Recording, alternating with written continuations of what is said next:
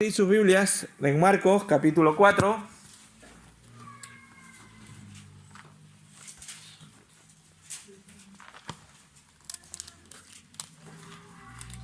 versículo 26 al 34.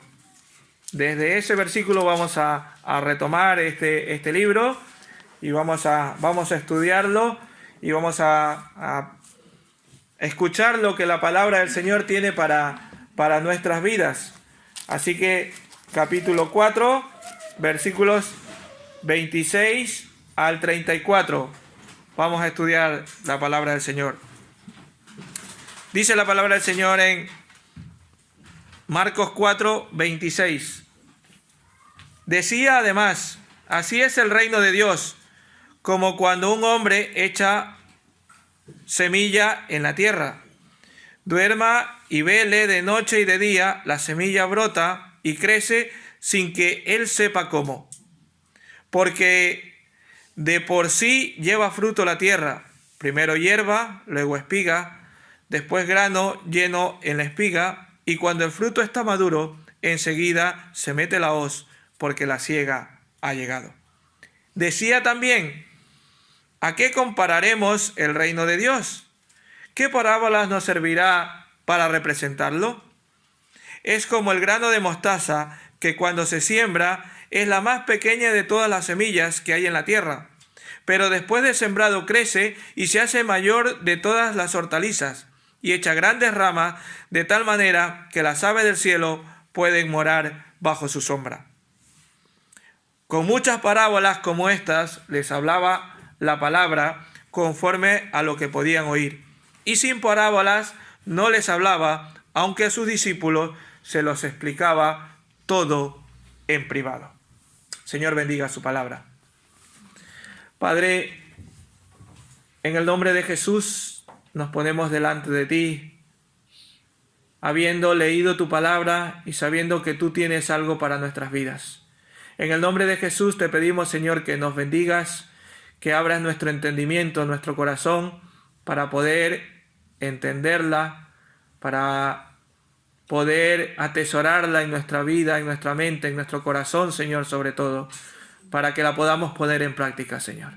En el nombre de Jesús queremos estudiar esta tu palabra y que seas tú, Señor, a través de tu Santo Espíritu, el que nos hable y que nos diga qué es lo que tienes para nosotros y para cada uno, Señor. Oh Padre, en el nombre de Jesús. Amén. Amén. Bien. Quiero hacerle un pequeño resumen para entrar un poco en contexto del libro de Marcos. En el capítulo 1 Jesús llamó a sus discípulos y comenzó su ministerio para predicar y sanar. Eso se da en el capítulo 1. Después el enfoque pasa a la controversia que hubo con los líderes religiosos cuando Jesús perdonó los pecados del paralítico, ¿verdad? También, y eso está en el capítulo 2, también compartió la mesa con recaudadores y con pecadores, la segunda parte del capítulo 2.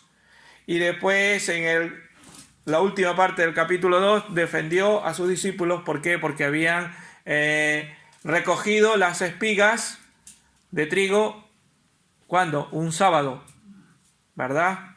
Allí los defendió también. Y después Jesús se aleja un poco de la controversia de toda la gente y se dirige a unas multitudes un poco más receptivas y hacia sus discípulos. Cuando ya empieza, desde el capítulo 3, el versículo 7, ya empieza a hablar con gente como que más le está escuchando un poco más y en algunos casos hasta solo le habla a sus discípulos. Y ya cuando entramos en el capítulo 4, cuando empieza la parábola del sembrador, de hecho el capítulo 4 nos da 4 parábolas. La primera es la del sembrador, ¿verdad? No sé si esa es bastante conocida, ¿verdad? Esta parábola del sembrador.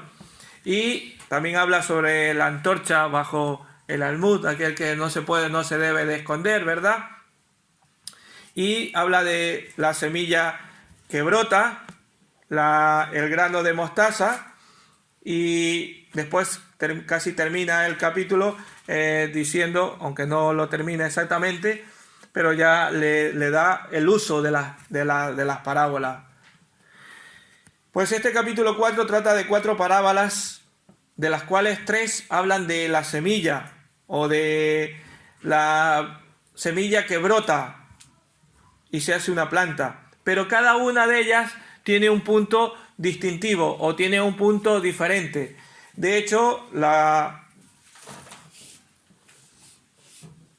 específicamente la tercera y la cuarta, que es la que vamos a estudiar en esta mañana, que es parte de nuestra predicación en esta mañana, habla de cómo es el reino de Dios y da a entender las 4 parábolas hablan sobre el reino de Dios, aunque nosotros ya nos vamos a dedicar entre la tercera y la cuarta. De hecho, la parábola anterior, que habla sobre el sembrador, enfatizaba sobre la responsabilidad humana frente a la predicación de la palabra de Dios. El sembrador lo que enfatiza es que el hombre tiene que sembrar la palabra de Dios, ¿verdad? Eso es lo que enfatiza. Pero en estas parábolas y en esta primera que vamos a ver, que es el reino de Dios como una semilla echada, destaca que el crecimiento de la semilla ya no es por nuestra labor, sino que es por el poder de Dios a través de su palabra. Y en estas 2 parábolas pasa algo interesante, que nos habla empieza con una parábola donde parece incomprensible la forma en que crece y da fruto, y pasa a lo insignificante, que es la siguiente, que parece que es una pequeña semilla, cómo produce, cómo crece y cómo llega a producir. Y por eso le he llamado a este mensaje de lo incomprensible a lo insignificante. Cómo no llegamos a comprender cómo brota, aunque ahora lo vamos a ir analizando, a cómo utiliza una pequeña semilla que parece muy insignificante para que se nos parezca al reino de Dios. Así que vamos a la primera parábola, que es el reino de Dios como una semilla echada. Aquí podemos ver cómo es incomprensible. De hecho, esta es la única parábola que solo aparece en el Evangelio de Marcos, no aparece en el resto de Evangelios. Desde el capítulo 4, desde el versículo 26 al 29. Voy a leerlo una vez más. Así el reino de Dios, como cuando un hombre echa semilla en la tierra, duerma y vele de noche y de día, la semilla brota y crece sin que sepa cómo. Incomprensible. No sabemos cómo, ¿verdad? Pero va creciendo. Porque de por sí lleva fruto la tierra, primero hierba, luego espiga, después grano lleno de la espiga, y cuando el fruto está maduro, enseguida se mete la hoz, porque la siega ha llegado. Es importante ver la escritura en conjunto, porque si no podríamos hacer énfasis indebidos. Por eso siempre a veces, cuando estamos estudiando en los estudios bíblicos, a veces solemos decir un versículo, y yo les suelo decir, leer el contexto, porque a eso nos aclara, porque si no podemos estar haciendo uso indebido o incorrecto de aquel versículo, porque a veces tiene que ver con lo que viene diciendo desde antes. Por eso es importante la escritura en su conjunto. Por ejemplo, si tuviéramos en cuenta solo la parábola del sembrador, que es la que justo está antes de esta, podríamos decir que la salvación es algo que nosotros la ganamos por nuestra propia decisión, porque lo que nos manda es a sembrar, ¿verdad? Y pensamos que la salvación se va a ganar porque nosotros sembramos. Pero esta parábola que sigue nos da en contrapunto, porque ya nos hace ver que la salvación es el resultado de una obra sobrenatural de Dios, no ya de nuestro esfuerzo, sino de Dios. Y esa obra sobrenatural es la que hace Dios en nuestras vidas, ¿verdad? Y realizada ¿Por medio de quién? Por medio del Espíritu Santo. ¿A través de qué? De su palabra. A través de su palabra. Como dice, empieza el versículo, así es el reino de Dios como si un hombre echara semilla en la tierra. Echar semilla parece un comienzo un poco importante, ¿verdad? Pero la semilla en este caso tiene poder porque produce plantas cuyas raíces pueden, unas raíces de algunas plantas, de algunos árboles, pueden rajar las rocas, pueden rajar un edificio. Imagínense. Y estas plantas, algunas plantas proveen alimentos. Nosotros nos alimentamos de alimentos de algunas plantas, ¿verdad? Es así. Y se hacen posible, y no por este humano, sino porque Dios lo permite, ¿verdad? Cuando un granjero o cuando un agricultor planta la semilla, esta crece y nosotros no lo sabemos cómo. Crece de noche o de día, pero nosotros no la sabemos cómo va. La semilla va brotando y por la mañana a lo mejor ya la vemos un poquito más grande, ¿verdad? Y al siguiente día ya la vemos un poquito más, ¿verdad? El hombre, ¿qué es lo que ha hecho? Echar la semilla, poner la semilla, lo que él puede hacer. Y Dios ha hecho lo que él sabe y puede hacer, que no es otra cosa que hacer brotar la semilla. Esto nos muestra que la palabra de Dios es una obra invisible dentro de nosotros. No sabemos cómo, no comprendemos cómo, pero es la palabra de Dios la que hace brotar la semilla que hay en nosotros. Es la que nos ayuda a crecer, la palabra de Dios, ¿verdad? Dios promete que su palabra cumplirá su propósito. De hecho lo dice en Isaías, vamos a leerlo, alguien que lo busque por favor, Isaías 55:11. Alguien que lo busque por favor y lo pueda leer. Isaías 55:11. Su palabra cumplirá el propósito para el cual ha sido hecha.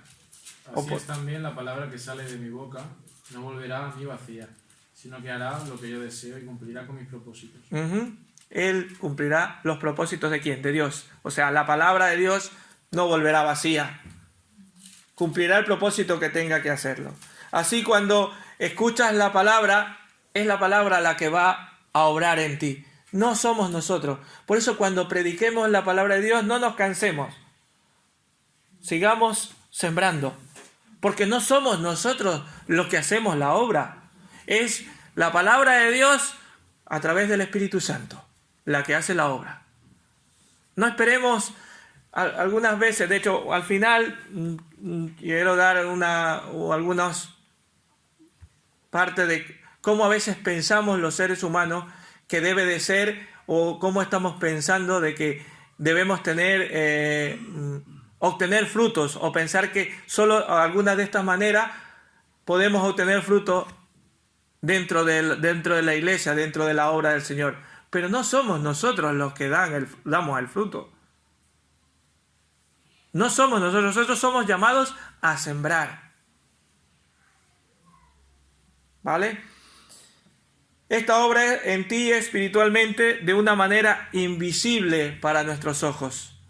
¿Verdad? Nosotros no sabemos, pero si la leemos, si estamos allí, ella va a ir haciendo que produzca en nosotros, que vaya germinando, que vaya creciendo en nosotros. Dice el versículo 27, y la semilla brota y crece sin que él sepa cómo.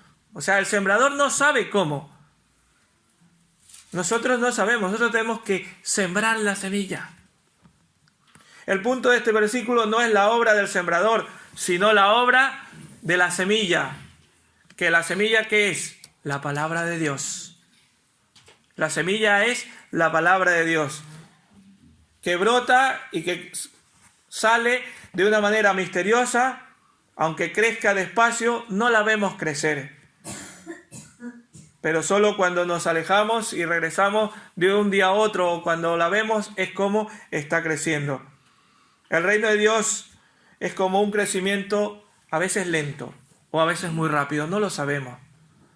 No esperemos que el crecimiento sea así. El crecimiento muchas veces puede ser muy lento, pero constante. A veces predicamos, invitamos, testificamos, pero los resultados a veces son un hermano, otra persona, un niño, pero está allí, poco a poco. Parecen los frutos de lo más ordinario, parece no sumar mucho, pero la semilla brota, porque no somos nosotros los que hacemos la obra, sino la semilla que está plantada, en este caso, la palabra de Dios, que es la que hace la obra, no nosotros. Así es como el reino de Dios, nosotros trabajamos, podríamos decir, como compañeros de Dios, ¿verdad? Porque somos llamados a esto, como compañeros de Dios para sembrar. Pero el verdadero trabajo se lo dejamos a Él. Él es el que hace el verdadero trabajo, no nosotros. Nosotros confiamos en el proceso que no podemos ver o que no comprendemos enteramente. Solo debemos confiar. Ya Jesús había dicho en la parábola del Salvador que la clave para entender estas otras parábolas era esa, que podamos decir que la semilla al cual se siembra es la palabra de Dios. Lo que se siembra no es otra cosa que la palabra de Dios. Y esa es la que va a hacer la obra en la vida y en los corazones de las personas. No nosotros, no nuestro trabajo. Que sí que tenemos que esforzarnos para hacerlo, eso es otra cosa. Pero no pensemos que por nuestro esfuerzo y por nuestro la semilla va a germinar, ni va a nacer. Por lo tanto, con esta parábola Jesús nos muestra la manera en que la palabra de Dios obra con poder, un poder escondido y a veces hasta misterioso. ¿Vale? De la misma manera que una semilla va naciendo, no lo sabemos, es poder de Dios, como una semilla normal, yo que sé, un semilla de naranja, por ejemplo, va naciendo, va creciendo y después de un tiempo vemos cómo produce las naranjas, ¿verdad? Ahora ya hay muchas cosas para analizar, microscopios y cosas para analizar cómo la semilla va, ¿verdad? Ahora la ciencia, como ha avanzado tanto, pues ya se puede ver ese tipo de cosas. En la época de Jesús la gente no utilizaba este tipo de cosas, la fotografía y las cosas. Ahora han visto, ¿verdad? Yo he visto documentales cómo rápidamente va en día 1, día 2, día 3, y cómo va haciendo crecer y cómo va. ¿Por qué? Porque hay instrumentos para poderlo. Pero en los tiempos de Jesús no había eso. Él les quería demostrar que la semilla, así como no saben cómo nace, pues así obra la palabra de Dios. Sin embargo, aún con las técnicas modernas, solo podemos saber hasta cierto punto, discernir cómo crecen las plantas, de dónde viene su vida. Inclusive se puede explicar ciertas propiedades físicas de cómo se causa la germinación de la semilla. Pero hay una frasecita aquí que dice, de suyo fructifica la tierra. Suyo, Él, Dios, es el que hace fructificar la tierra.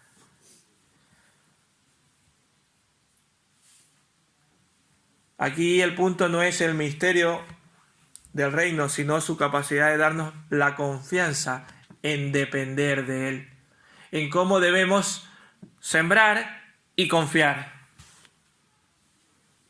Sembrar y confiar. Depender exclusivamente del Señor, que Él dará su fruto en el momento indicado. Una fuerza de vida puesta ahí por Dios, como dice allí, lo único que lo hará fructificar es Dios. El único que hará que dé el fruto es Dios. Dice al final el versículo 29, y cuando el fruto está maduro, luego se mete la hoz porque la siega ha llegado, ¿verdad? Aquí estuve estudiando un poquito de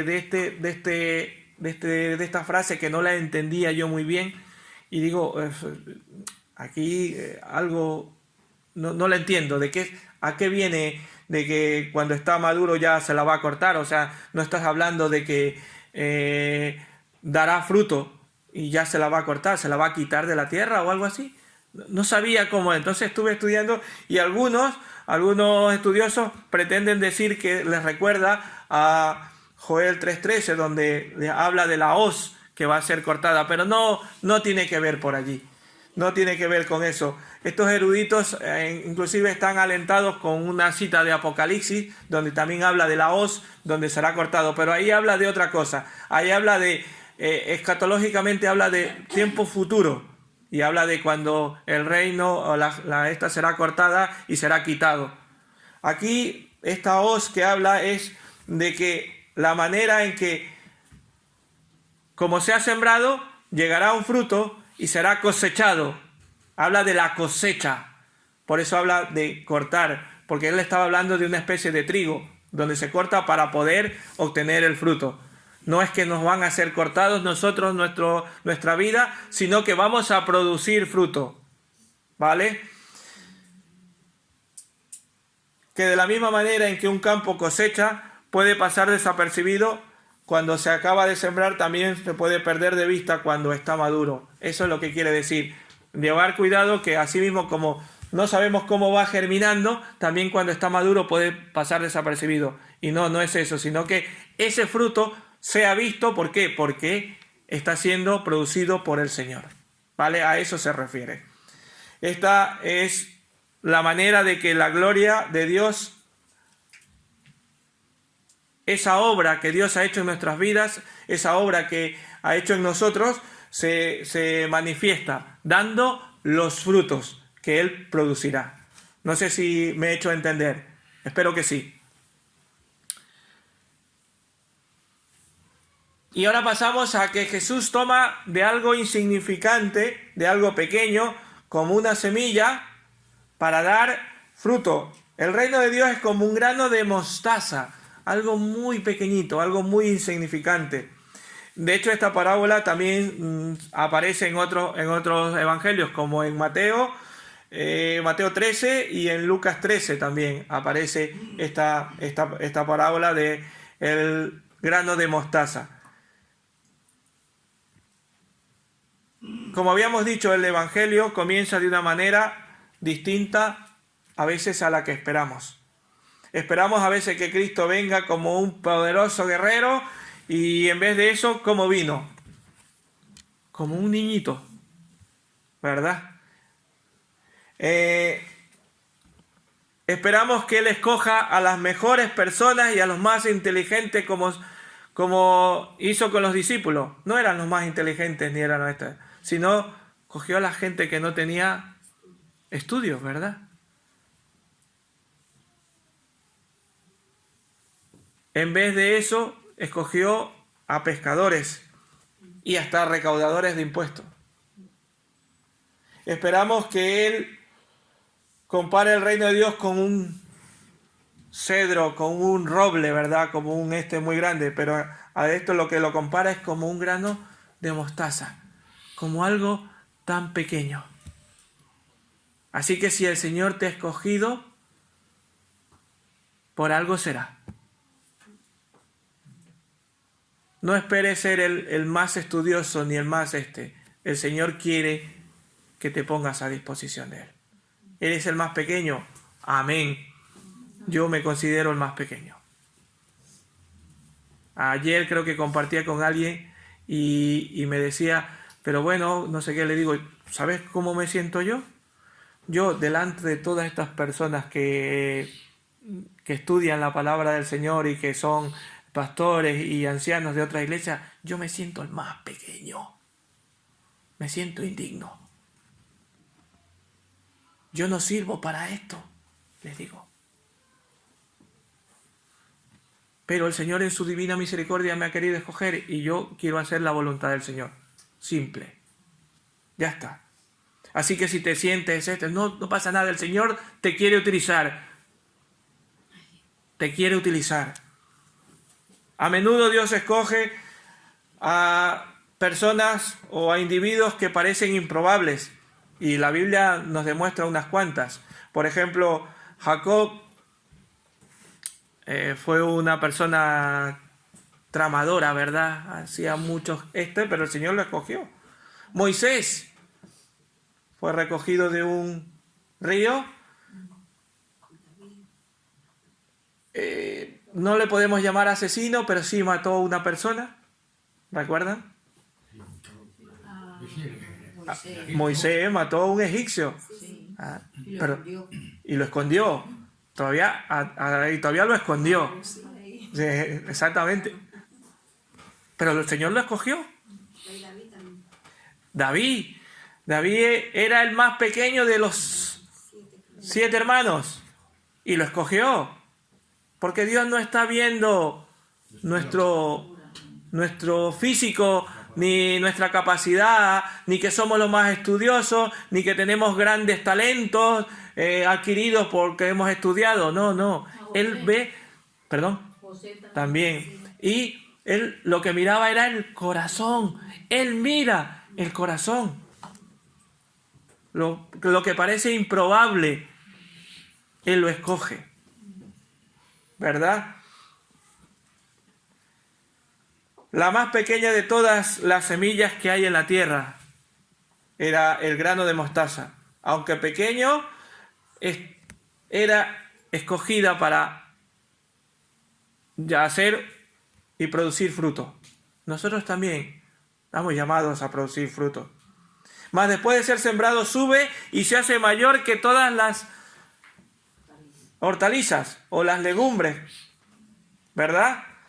Dice que es aproximadamente de 3 a 4 metros aproximadamente, estuve estudiando, dice que crece 3 a 4 metros, o cuando debería ser como una hortaliza. Las hortalizas, las zanahorias, los tomates no son más grandecitos, de medio metro, algunos 1 metro como mucho, ¿verdad? Pero esta, que debería ser como una hortaliza, crece hasta 3 o 4 metros. Pero aquí el énfasis no está en el crecimiento de la semilla, sino en contrastar con la gran planta con que de la semilla ha nacido. Así que el Señor quiere hacer grandes cosas contigo. Quiere hacer grandes cosas contigo. En Mateo y en Lucas habla de que la semilla crece hasta convertirse en un árbol.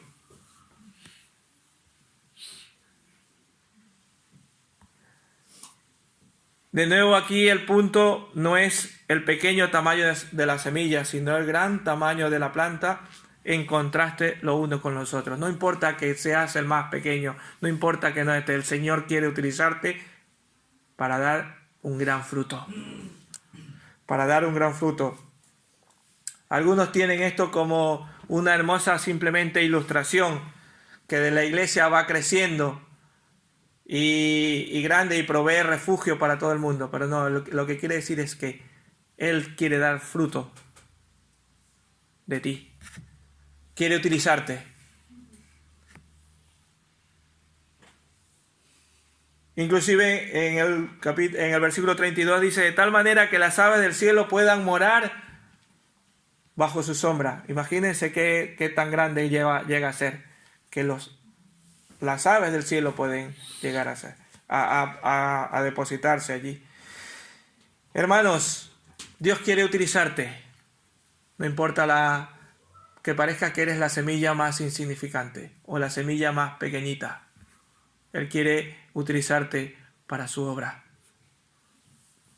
Y termina estos versículos que hemos leído en el versículo 33 y 34, donde hace un uso Jesús de las parábolas, que dice: con muchas parábolas como esta les hablaba la palabra conforme a los que podían oír, y sin parábolas no les hablaba, aunque sus discípulos se los explicaba todo en privado. Marcos solo relata las parábolas de representación, o lo más probable es que hubieran otras. Marcos solo relata unas cuantas, pero si vemos los evangelios hay más parábolas. De hecho, Lucas es una donde hay muchas más parábolas.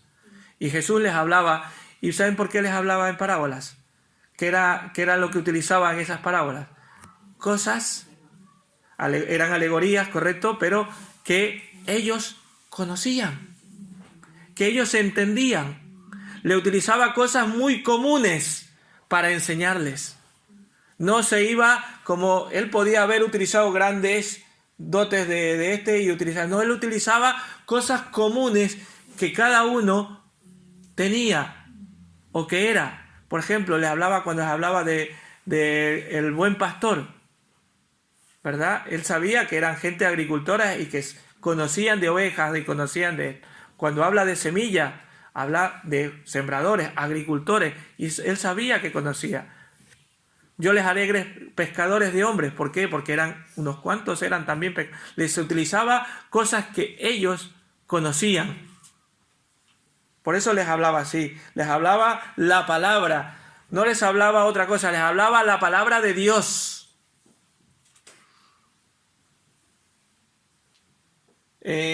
Al dar las parábolas, algunas que las daba sin explicación, era yo quizás para encenderle la chispa de decir qué es lo que me está queriendo decir. La interrogante, ¿verdad?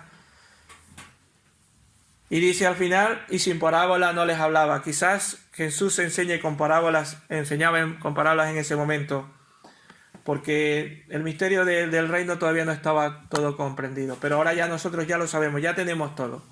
Ya sabemos, lo tenemos en la palabra de Dios. La tenemos, pero ahora tenemos que utilizarla. Aunque sus discípulos era a quienes se las declaraba en parte, creo que nosotros también somos ahora discípulos de Cristo y Él nos ha declarado. Y nos ha declarado a través de su palabra. Pero si no la leemos, si no la estudiamos, difícilmente la vamos a entender. En la actualidad parece que muchos se están olvidando y han dejado de confiar en el poder de la palabra, en el poder de Dios. Y aquí quiero hacerles, les dije antes que al final quería darles algunas, podríamos decir, cosas que la gente piensa que así de esa manera va a germinar la palabra de Dios. Porque surgen ideas alternativas que quieren para hacer crecer rápidamente la iglesia. Muchas de ellas son tomadas del mundo de los negocios, como por ejemplo, quiero resumirles unas cuantas.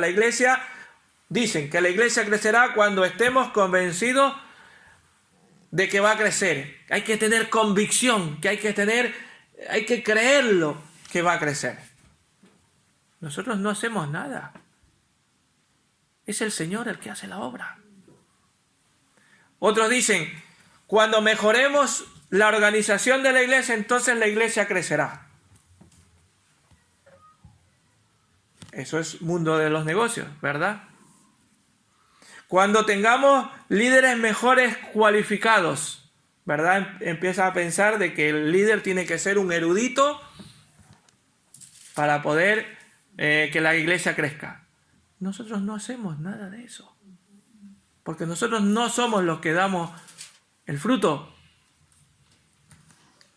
Otros dicen cuando estemos dispuestos a pagar el precio, entre comillas, porque ese precio es gastando energías, dinero, tiempo, probando cosas nuevas, ideas nuevas, haciendo cambio constantemente. ¿Han visto en los supermercados cómo cambian de sitio las cosas?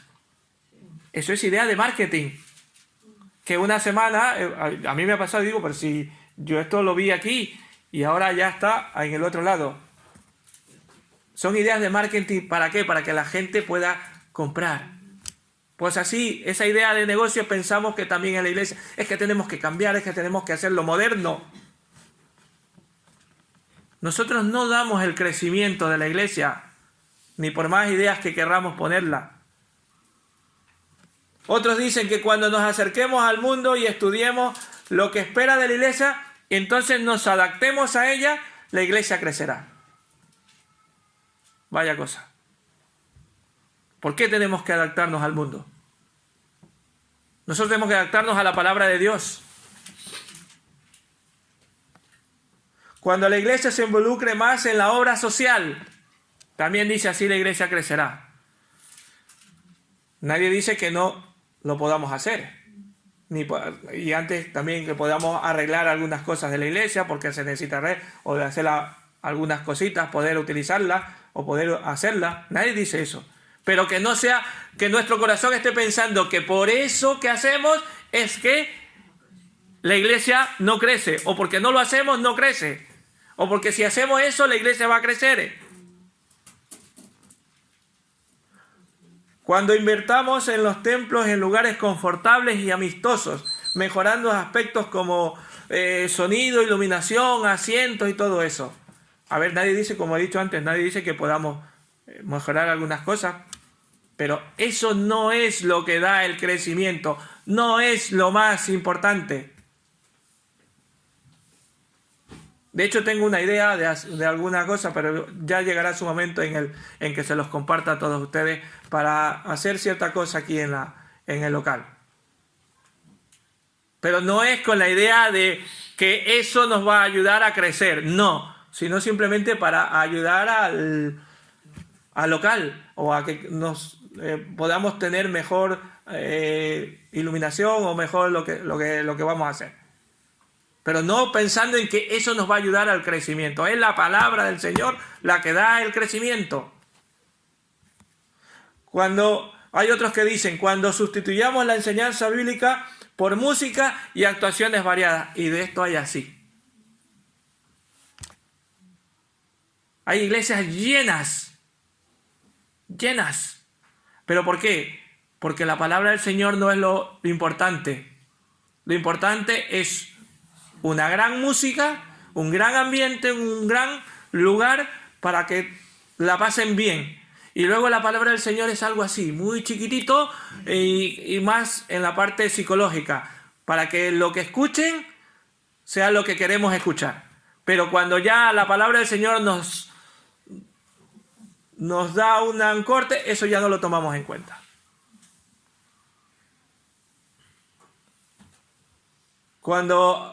Otros dicen, cuando eliminemos todo aquello que pueda molestar a los simpatizantes, y esto lo juntan con los de los grandes sonidos, como por ejemplo los mensajes de reprensión por el pecado, ¿verdad? Cuando hay estos mensajes de reprensión, ya no, eso no los tomamos en cuenta, nos saltamos y nos vamos al que nos gusta escuchar. La semana pasada dijo José algo interesante, dice, me agrada que puedan estudiar un libro entero sin saltarse nada. ¿Por qué? Porque allí tomaremos en cuenta lo que nos agrada y lo que no nos agrada. Todo, no solo temas importantes como para hacernos quedar bien o para que nos sintamos bien. Hermanos, como cristianos no podemos aceptar estas técnicas que usa el mundo empresarial para atraer a los consumidores. Nuestra confianza debe estar únicamente en el poder de la palabra, obrando a través del Espíritu Santo. No podemos volvernos a la pericia humana, sino al poder de Dios. No podemos volvernos al campo de la psicología, de los negocios, del gobierno, la política o el entretenimiento, sino al poder de la palabra de Dios a través del Espíritu Santo. Nuestro deber es sembrar. Debemos animarnos en medio de nuestro servicio al Señor sabiendo que las grandes cosas proceden de un principio muy pequeño. Como la semilla pequeñita germinará. Un niño puede ser el principio de una escuela floreciente.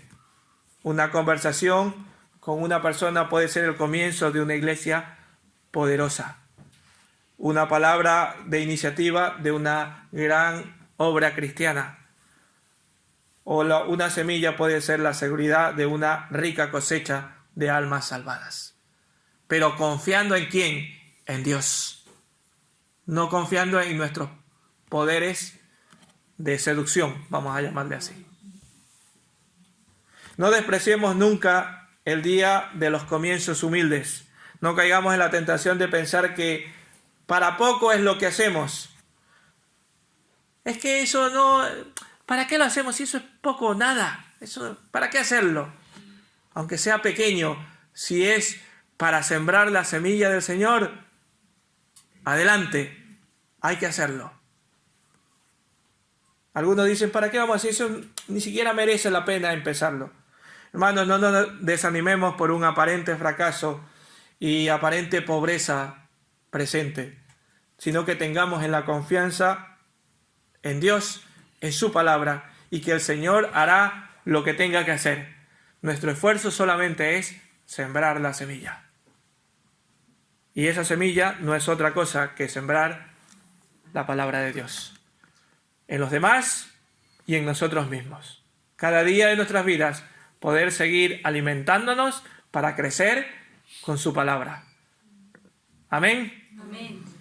Y seremos multiplicados fielmente para su honra y su gloria, pero solo confiando en la palabra de Dios, que ella va a hacer la obra a través del Espíritu Santo. Que el Señor les bendiga en esta mañana.